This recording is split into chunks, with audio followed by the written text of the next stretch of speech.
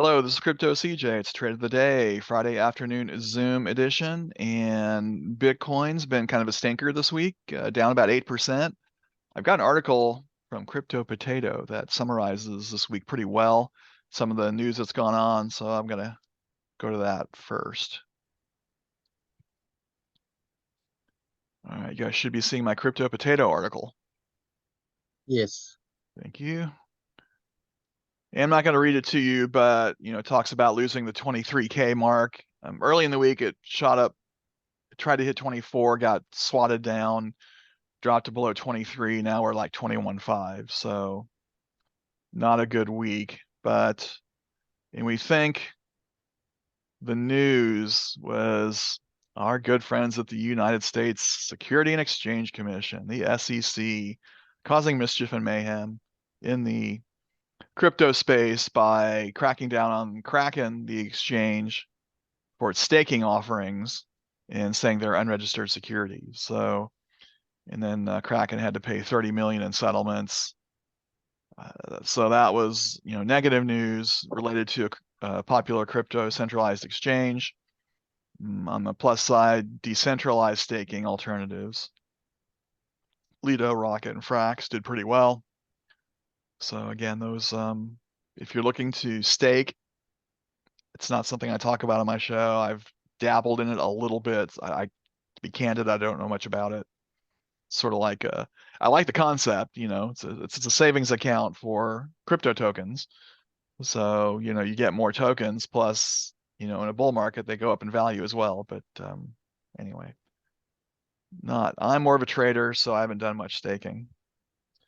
And then there was a mention of Bitcoin NFTs, which I guess is a new thing. So that's the news this week on Crypto Potato. I do subscribe to their weekly newsletter, so I usually get it Friday afternoons. Any questions, comments about this article or Bitcoin overall before we look at the chart? All right. Adam's got his hand up. Okay. Yeah, I listened to an AMA yesterday, and it was a guy that has a pretty extensive decentralized staking protocol and so forth. And he was saying this will be good for, like the article said, for decentralized things. He was indicating that as things go and as these things collapse and as people lose money, that will make the government want to step in more and more and more and regulate it, which will abolish them. Another thing I got is Nexo is getting rid of all U.S. customers earning interest. Yeah, I believe that was a news item last week, but unless I'm confusing it with something else. But April 1st. Yeah, April 1st, you got to get all your money out of Nexo, unless you just are using it to move money. Yeah, you can probably still trade on it or whatever. But yeah, staking in the U.S.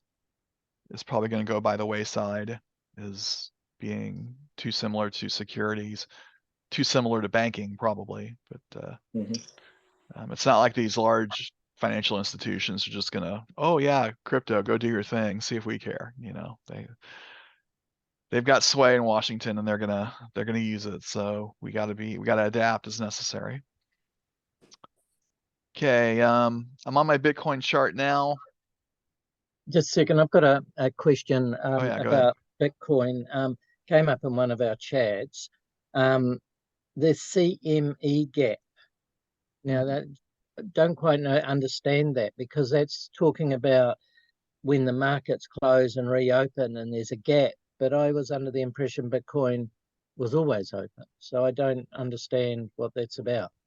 Yeah, the CME gap is the Chicago Mercantile Exchange gap, and that's where in the US we trade futures and commodities and things like that.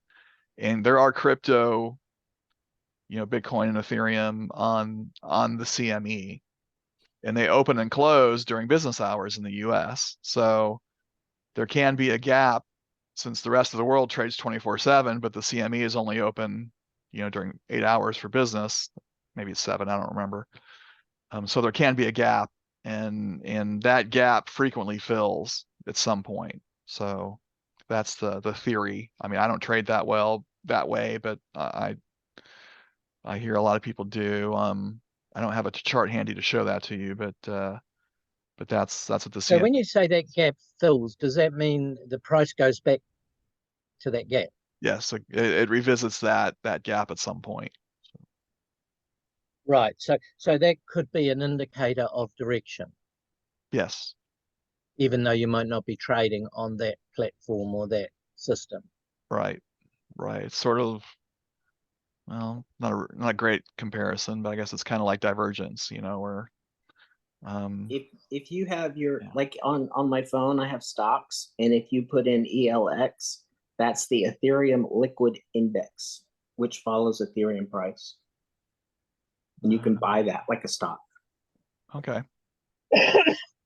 That sort of answers the question. Thank you. Okay. Okay, so here we are on Bitcoin, and we're heading down towards the middle of this range, which would be down about another $1,000. And we're still towards the upper third at the moment, but we've had 3 straight negative days.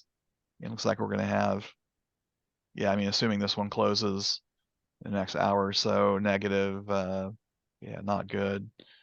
And since our high here of 24.2,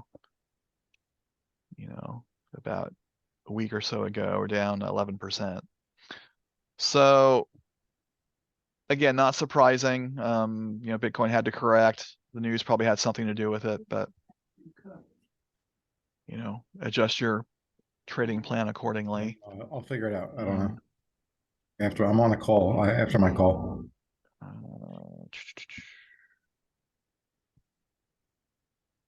Okay, let's look at Ethereum as well. And somewhat similar, or right about the middle, between 1,000 and 2,000. You're at 1,500. So, but again, trending down the last 3 days, probably affected the same way as Bitcoin was by the news we just discussed. So Ethereum also kind of putzing around, but holding at 1,500 for the moment. Any questions, comments about Bitcoin, Ethereum, and the market overall? Well, do you see any indicator of where it's likely to go with other indicators you use? Let's. Because I mean, they look identical. Yeah, I don't usually look at these on this time frame, but that's a good idea.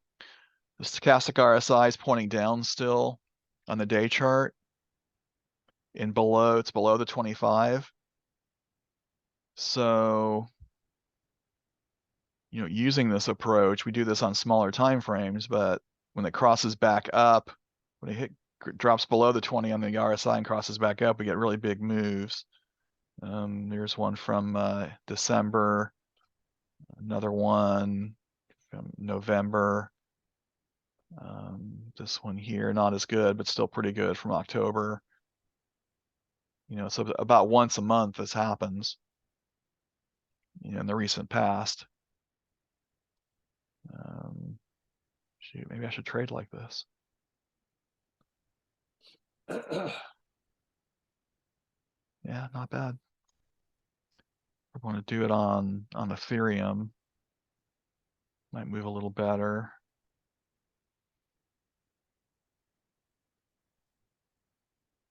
Yeah, kind of a fake out here last Friday. Thought it was trending up, and went up a little bit and then crash. So again, indicators, if you get 60+% of desirable trades on these, that's pretty good. Here it drops 16% before going up. Yeah, you'd be in that for 2 months. I don't want to trade for 2 months. So anyway, both stochastic RSIs on the day are still pointing down. You know, I've got one short going and one long from earlier today, so we'll see how those pan out. But again, we're with a 10+% drop in Bitcoin last week. It's not looking good, so I would look for evidence of a recovery in Bitcoin, you know, before doing any serious longs. If you are going in on a long, and probably a short as well, because we're pretty low, I'd suggest going in small, you know, half to a third of your usual amount, and you stop losses on, definitely on shorts, maybe even longs too. Okay. Any other questions? All right, well, let's go to Altcoin Alert and see if we can set some alerts and get some good entries this weekend, tonight. Okay, I've got the altcoin radar setup going and sorting by AA score. It's my first sort. In MINA, I'm usually looking for values 80 or higher. You know, this is telling me I have a 79.7% chance that MINA will go up 3% or more in the next 48 to 72 hours. I guess it's close enough. I was looking at it earlier. You know, it's up 18% today. You know, it might be too late for this one, but let's check it out anyway. Okay, go to the 5-minute chart. See if anything's going on now. No, we're in a squeeze. Pretty good. You know, almost 5% between the Bollinger Bands though. So that's pretty good. So it's got room to move. I see. Let's look for a price alert. Support and resistance. See some support right about here. So I got some touches here around 83 cents. Again, down here at 81 cents. More so over here around 80, 81 cents again. So let's say a price alert between 80 and 82 cents. Could be an order. And by then it might be in a dip sequence or starting one. So that's a potential good entry on a price alert. And again, if you want to set one down here around 80 cents, right click, add your alert. I like round numbers. And I like to use my information source as an alert name. So that's how you do that. Okay, but I prefer using indicator alerts on the 15-minute chart. So I'm gonna go over there and look at the various options we have for the indicators. We are currently on the RSI, stochastic RSI drop below the 2025 level. So usually, more often than not, when this breaks back above the 20 level, get a nice move. So here's an example of there's an 8% move. That one didn't quite make it. This one, you know, went sideways for a while and then made a nice move. This one, that was it. This one dipped first and then made the move I just showed you. Here's another good one. You get in right about here and then it goes up like that. So I've been using the RSI stochastic on the 15-minute chart more the past week to 10 days. And to put an alert on it, right click, add the alert, crossing up. The K line is the blue line on the indicator. 20 once per bar close, and that would be AA score. That's how you do that.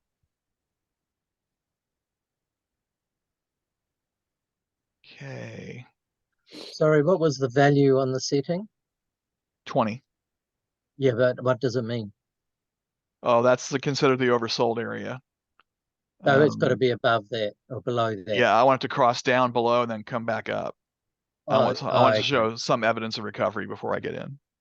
Right. So you're looking for the up on that. That's it.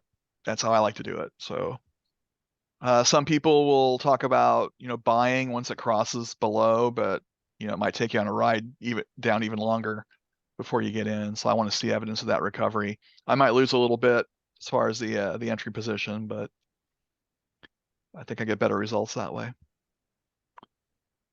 Okay, so that's the RSI approach. The other is SuperTrend, which is the trend-based indicator.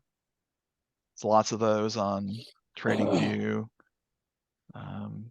Go to your indicator here, type in, trend, and of course these are all star. These are ones I've tinkered with in the past. A lot of them: half trend, alpha trend, whole trend, and then the super trend too. Either one of these is okay. And then I like it to be a little more sensitive, so I reduce the ATR period from 10 to 5. So that's up to you if you want to do that or play around with that value. And at least on MINA, the super trend's been pretty good. Got an entry here around 1 a.m. So if you're up that early, you got a good one. If you buy and sell in the derivatives market, long and shorting on leverage, you can use the sell alert here. It went against you at first and then had a nice move down. Here's another buy that did pretty well, 7%. This one's kind of volatile.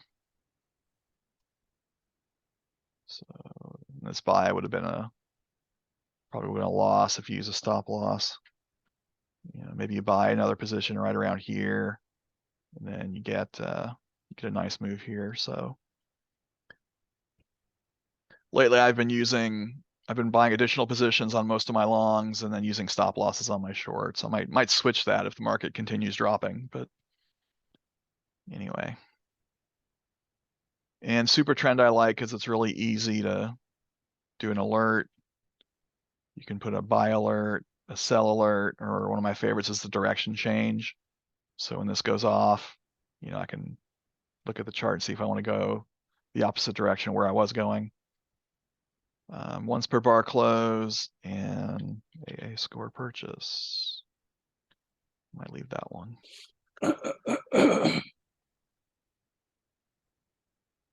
Okay, and the other approach I like, though I haven't been using it as much, is divergence. The divergence from any indicators. I've got 8 or 9 in mine. Go to the settings here, and you can program the ones you want to show up. So MACD, histogram, RSI. I think the only one I'm not using one is the CMF. The others I have incorporated in. This does repaint, so it's kind of a bummer, which is why I have this multiple divergence with a non-repaint option. Repaint just means it moves sometimes when it gets new information, so it makes back testing difficult because what you're seeing here isn't necessarily what was showing up when the alerts were first produced. Okay, it looks like all these did pretty well though. This one here on the histogram went negative. I probably would have been stopped out on that, but then it did drop quite a bit. That's a downside of stop losses. That one went sideways and then up. This one did not do well. This one did, and this one did. So if you took all of these, probably have a loss here, win here. You probably don't take that one because you're still in the trade. A loss here, so you're 1 and 2, 2 and 2, and 3 and 2. So of course, your own money management choice and where you get in and out is going to have something to do with whether you're profitable overall in that scenario. But 3 and 2 is about the best I've seen. Okay, so that's divergence, and actually I like this one because the alerts are easy to set up. You can set it up for negative, for positive. It doesn't have an either or like the SuperTrend does. So if you want to trade both directions, you have to set 2 alerts.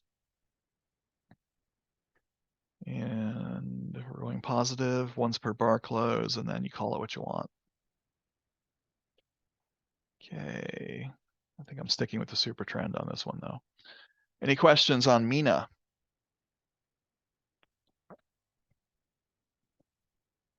All right. So that was Altcoin Alert AA score sort. What I use more often is this long-term sentiment sort. And if you hover over the question mark, it'll tell you what it is. But the sentiment scores are the Twitter data, what people are talking about. And then I match it up with this Elder Impulse daily, which is a technical indicator. And so when these two are in alignment, something I want to look at again or in more detail. DUSK has come out of nowhere. This is an older project, up nearly 30% today. I'm not sure why. Let's check out DUSK. Is that even on my list? It is. Okay, let's look at. I see a big pump like that. I want to look at the. It did gradually go up. Sometimes someone just makes a mistake on their order, and it shoots up and then immediately comes back down. But this one did trend up gradually. I'm not seeing any news. Okay, well, on the 5-minute, it's starting to bubble out a bit. We got here between the Bollinger Bands, 8% on the 5-minute chart for an older project. Yeah, that's really skewed things. So it's not a very good bubble yet. Volume is still pretty low. On a price alert, some support here, right around 17.5, 17.2 cents. So that would be a good place to get in potentially, unless it's going to retrace this whole move, which is possible. In that case, you might want to get in here on 15.6, or where it was trading before this big move around 14.4. On the 15-minute,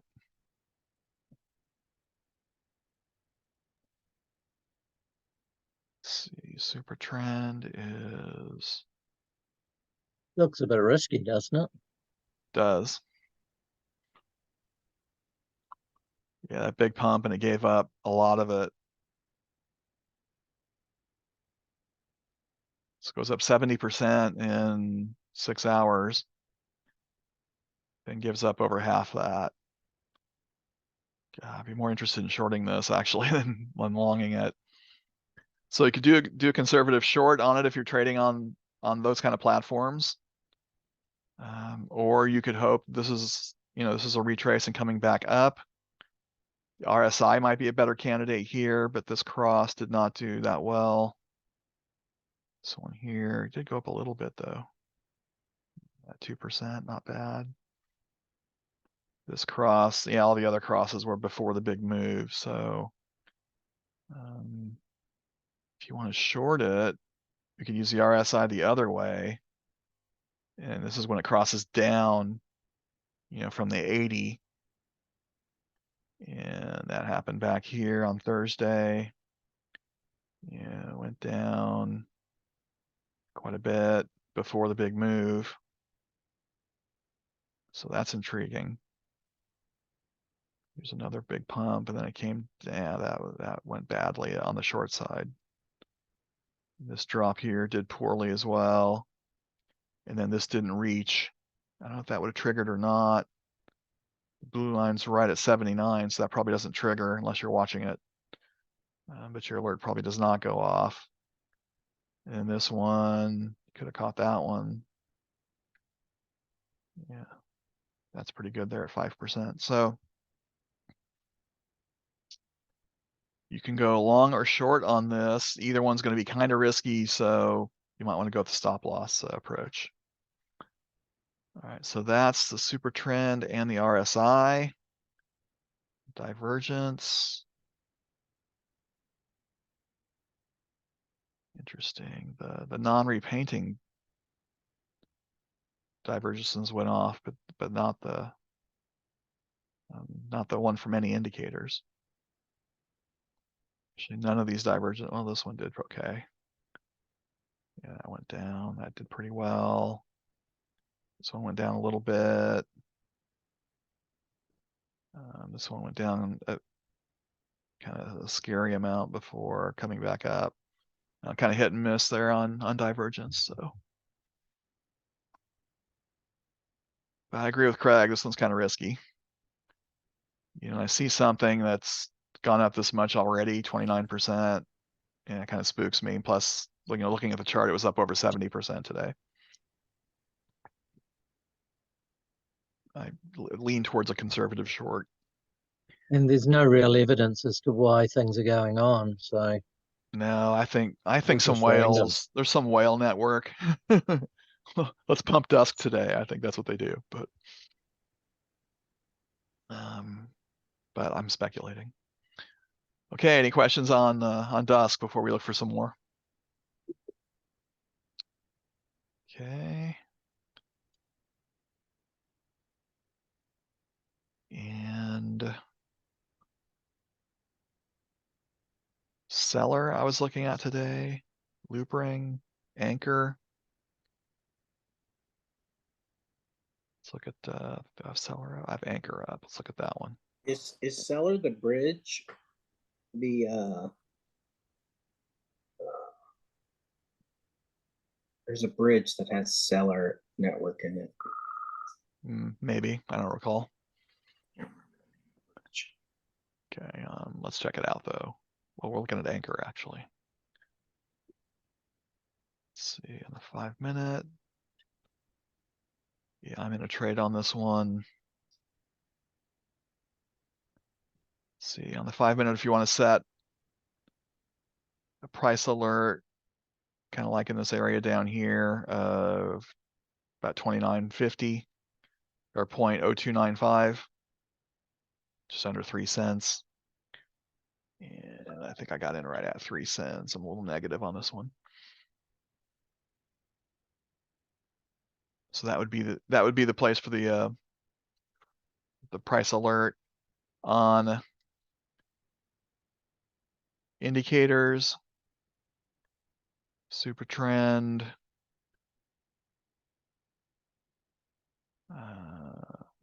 that buy did well. Both sells did well. The prior buy did well back from Wednesday, so this one's looking pretty good. In that regard, other than this buy, not so good. We'll see on that one. Divergence. These have looked pretty good. This one, not so much. Yeah, these two, not good. But the others look pretty good. And then on the RSI, on the long side, got a cross here, did pretty well. Up to about 2.5% before it fell. This one here, about the same, 3%.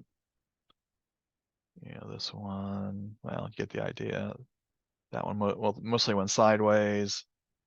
This one did really well. This one did not. So hit and miss on the RSI on this one. Okay.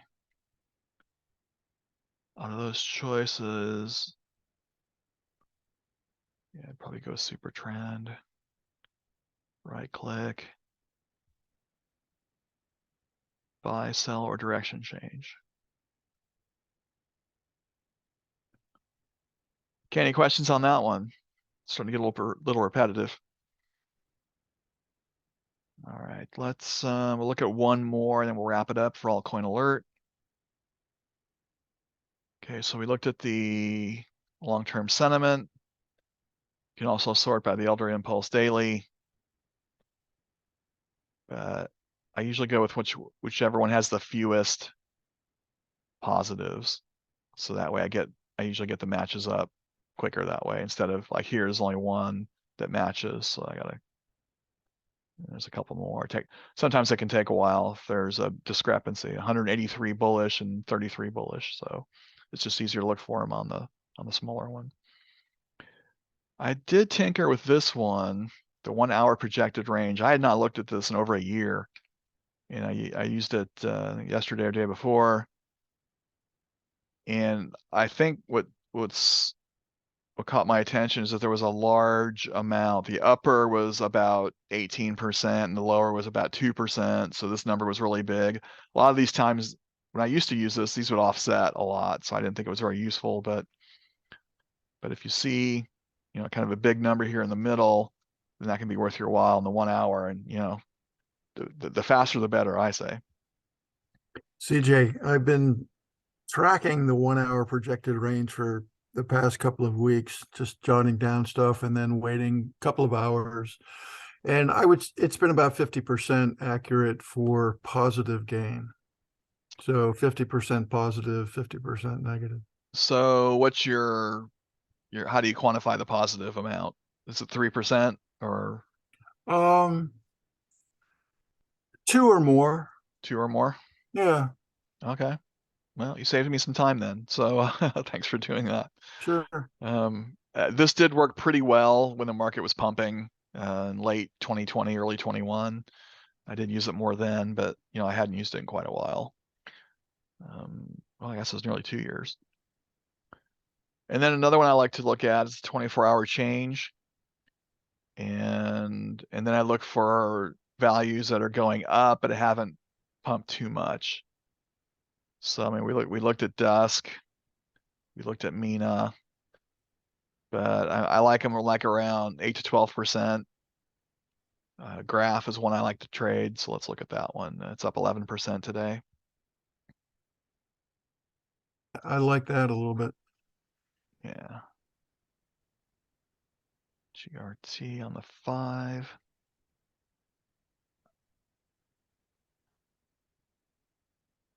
Okay. GRT's been all over the place. It's volatile, which makes it fun to trade and precarious to trade. 4.5% between the Bollinger Bands, not bad. Room to move.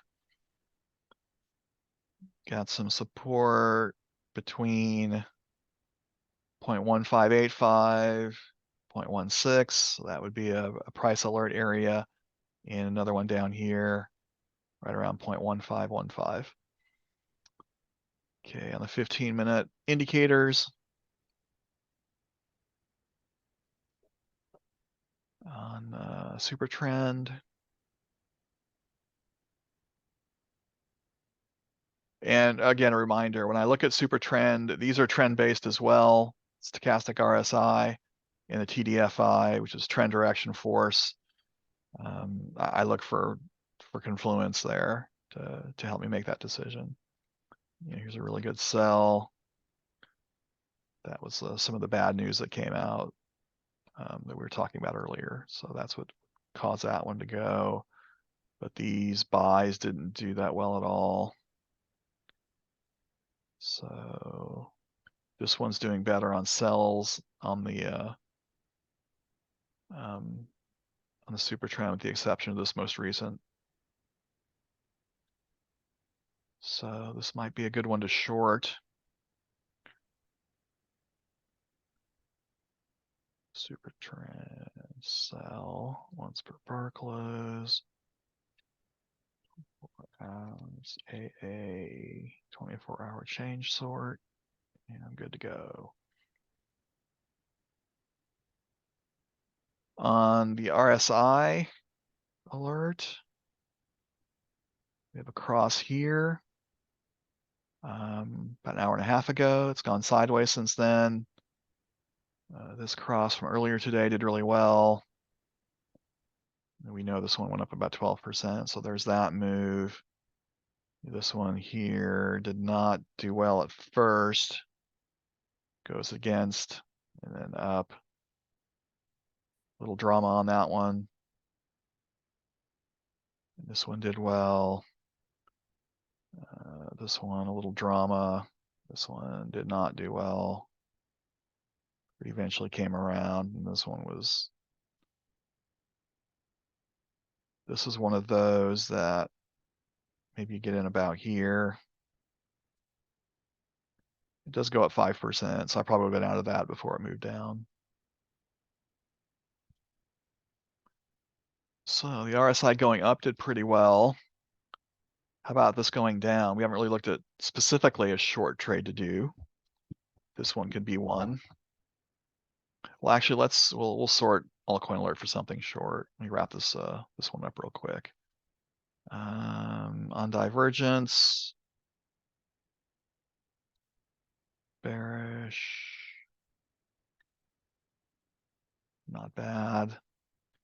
Bullish ones, these two eventually were profitable, took a while. And these were small gains, so not bad on divergence. And did we look at SuperTrend? Yeah, we did. Okay, let's look at Altcoin Alert one more time for something to short specifically. Let's see if we can find a bad AA score. Everything's neutral or above. Elder Impulse daily negative sort, bearish. On Funfair, and it's also got to be something that you know is on an exchange that you can actually short. So that's often the hardest one. Like you might see something like Quant, but I don't think it's on an exchange that we can trade on leverage. I usually like it. It's rare to see this one with negative readings like this. And not really seeing anything at the moment that matches. Well, nah. So we can go over here, 24-hour change. And you can either go for something that's pumping and due to come down, like we were sort of speculating with DUSK, or you can look for something that's got bad readings now and we think it's going to continue to go down. Kasama might be one.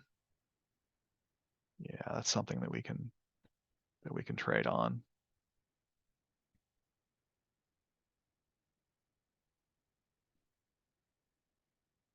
Okay, so on the 5-minute chart, instead of looking for 1, 2, 3 dip, we're looking for 1, 2, 3 pump. And this one's actually in a dip sequence. 1, 2, almost 3. So, but I digress. Not seeing what I want on the 5-minute. Actually, before I do that, we're looking for resistance. So I'm seeing resistance right about here at 32.65 to 32.75. So that can be a price alert. And again, up here between about 32.98.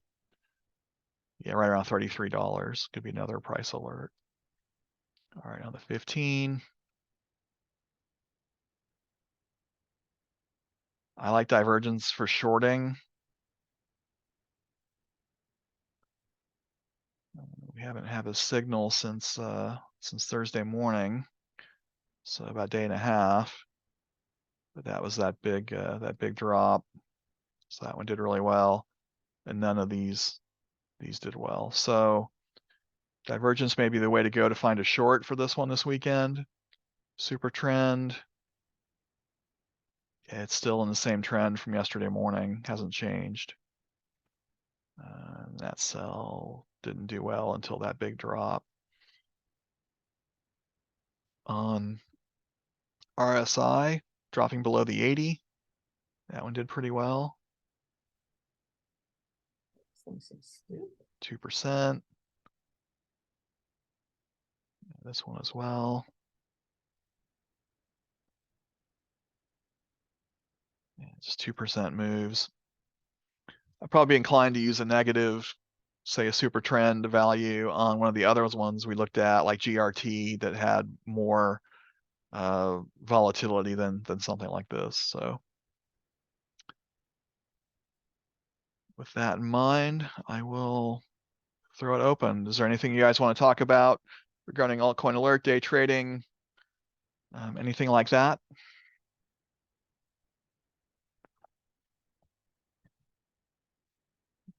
Very well.